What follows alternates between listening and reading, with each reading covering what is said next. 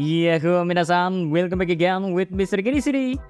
Balik lagi sama pembahasan One Piece nih. Ya, kalau kita perhatiin ya, dari beberapa momen yang udah terjadi belakangan ini di dunia One Piece, entah kenapa rasanya Odachi kayak lagi bikin kita ngurangin rasa kepercayaan kita terhadap angkatan laut. Apalagi dari segi kekuatan mereka, karena di beberapa kesempatan terbaru ya, kita lebih sering diperlihatin pihak angkatan laut yang kalah atau kesulitan saat bertarung. Ya, hal yang mungkin jarang kita jumpai di awal-awal cerita One Piece dimulai. Karena di situ kita ngerti kan, kru topi jerami aja lebih sering memilih untuk menghindar ketika dihadapkan dengan angkatan laut. Makanya kesan kalau mereka itu merupakan sebuah ancaman bagi para bajak laut emang terpampang jelas dan nyata. Nah, sayangnya belakangan ini kekuatan angkatan laut kayak semacam sengaja diredam oleh Udachi agar kita semua memandang rendah dan nantinya Oda Sensei bakalan datang dengan kejutan yang gak kita duga.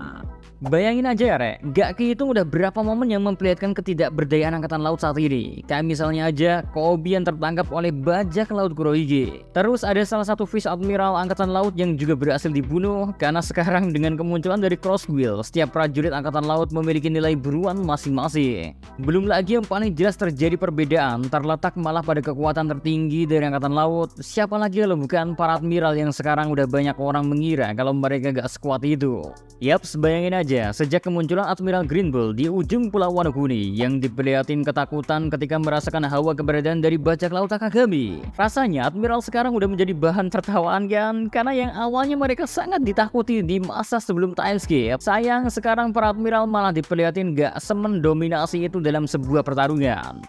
Buat momen-momen yang baru aja terjadi nih, ada juga kondisi di mana dua Admiral bahkan bisa ditahan oleh kapten-kapten dari pasukan revolusi. Sehingga bukannya kita dikejutkan oleh kabar yang terjadi di sana, tapi malahan kita dibuat kaget sama sekuat itukah kapten-kapten macam Karasu dan Morley dari pasukan revolusi. Sampai dua admiral sekaligus saja bisa mereka tahan dan gak ada korban sama sekali dari pihaknya. Padahal dulu ya, di setiap kedatangan admiral ke suatu pulau, kayaknya sebuah kemenangan udah jadi jaminan yang bisa dipegang oleh pihak angkatan laut. Well, bagi Mizore sendiri entah mengapa semua ini adalah kesengajaan dari Odachi yang emang ingin ngebuat kita semua berpikir kalau admiral sudah gak sekuat dan seefektif itu sekarang. Tujuannya kemungkinan agar Oda Sensei bisa memberikan kejutan di mana nantinya saat para admiral angkatan laut menunjukkan kekuatannya, kita lagi-lagi dibuat kebingungan kalau ternyata seperti itulah kekuatan asli dari seorang admiral angkatan laut.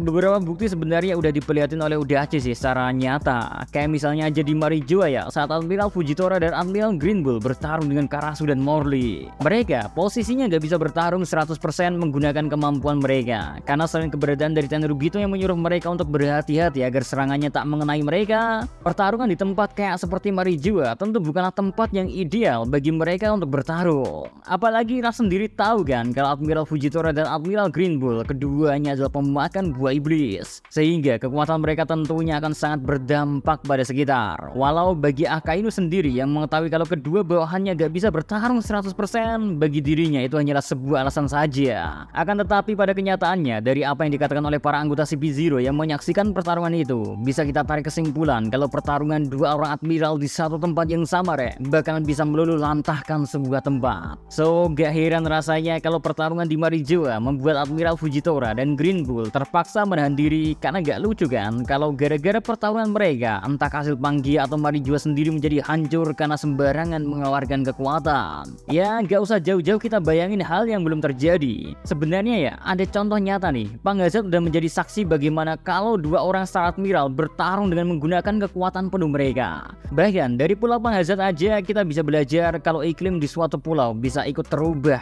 berkat dahsyatnya kekuatan yang dikeluarin oleh Akainu dan Aokiji. Belum lagi kalau dinilai dari durasi pertarungan yang akan memakan berhari-hari. Pertarungan dari Akainu melawan Aokiji aja sampai menyentuh angka 10 hari baru keluar seorang yang menjadi pemenang dari pertarungan itu.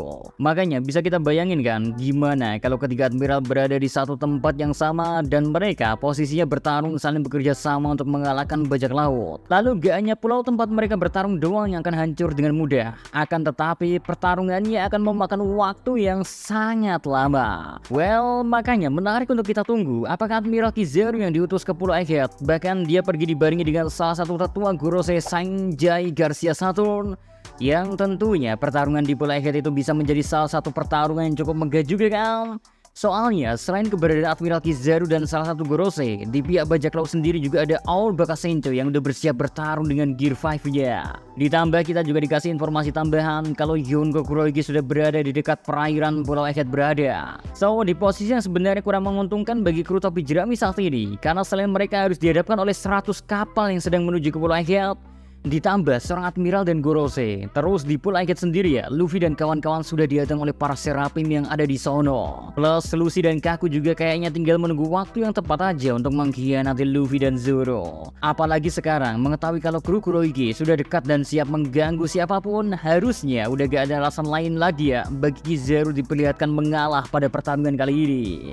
Apakah Pulau Egghead bakal jadi momen pertama kalinya Odachi memperlihatkan ke kita bagaimana kekuatan sesungguhnya dari seorang Admiral Angkatan Laut, Re? Karena dari segi tempat, tentunya ya, mengingat Pulau Egghead tidak memiliki masyarakat yang harus dilindungi oleh Angkatan Laut, dan malah pemilik pulaunya aja, Dr. Vegapunk sekarang posisinya sudah harus dimusnahkan. So, gak ada lagi alasan bagi Odachi ngebuat seorang Admiral menahan kekuatannya. Selain emang nantinya kalau ternyata Admiral Angkatan Laut bisa dikalahkan dengan mudah, berarti emang udah fix hanya seperti itu sajalah kekuatan seorang Admiral sesaat Luffy sudah menjadi Yonko. Tapi bagi misteri pribadi sih ini bakal apa ya, seru sih, karena misteri yakin lah Kizaru bakal memanfaatkan kekuatan cahayanya semaksimal mungkin. Gak ada alasan untuk menahan diri, oke?